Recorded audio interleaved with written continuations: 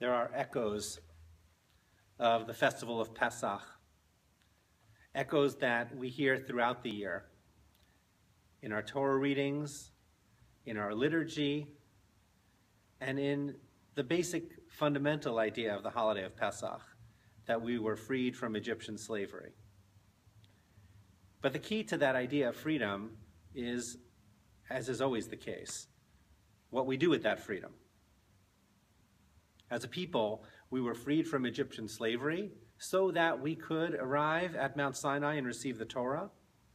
We were freed from Egyptian slavery so that we could travel through the wilderness and arrive in the land of Israel and live as a people, live with Torah, and create something that did not exist.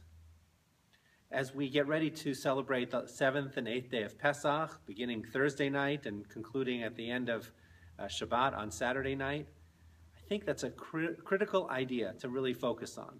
What is it that we are supposed to do with our freedom as a people?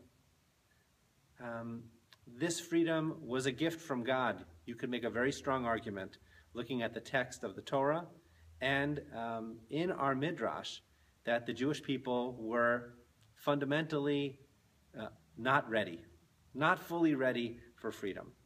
We had not earned it. We had suffered, but in so many ways, we were not really ready for freedom. And again, you could make an argument that the remainder of the Torah, through the book of Exodus all the way through Deuteronomy, sort of shows our lack of preparedness.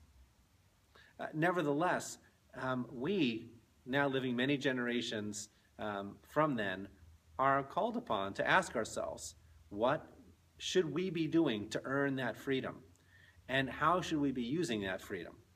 What should we be creating as a people? And what should we be doing as individuals to strengthen our sense of what a productive life of freedom would be? And asking ourselves how we can contribute to the Jewish people living up to the promise of that freedom. It's a lot to ponder within just a few days. But I think that those are the key questions. The Seder is behind us. We have only a few days left of Pesach. As I say, fortunately, there are echoes of Passover throughout the year. But I hope you will take a few moments in the coming days to think, what would it mean to earn that freedom? What is it that we are supposed to be doing with our freedom? How are we supposed to be having an impact on the world at large? And what changes can we make as individuals to show that we are ready to use our freedom wisely? I wish you a Chag Sameach, a wonderful end of the Passover holiday.